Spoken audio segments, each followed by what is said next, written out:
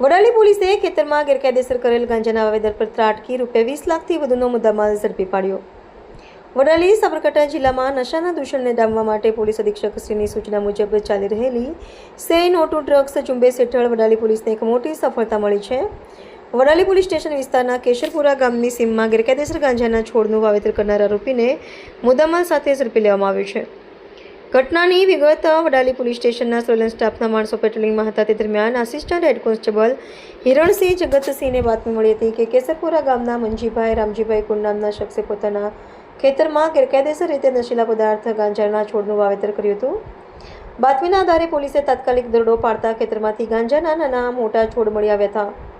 પોલીસે આરોપીની અટકાયત કરી કાયદેસરની કાર્યવાહી હાથ ધરી છે। ઝડપાયેલા મુદ્દામાલની વિગત પોલીસ દ્વારા નીચે મુજબનો મુદ્દામાલ જપ્ત કરવામાં આવ્યો છે। નશીલા ગાંજાના છોડ કુલ 68 નંગ, વજન 40.200 કિલોગ્રામ, કિંમત આશરે ₹20,10,000, મોબાઈલ ફોન 1 નંગ, કિંમત ₹3,000, કુલ મુદ્દામાલ 20,13,000।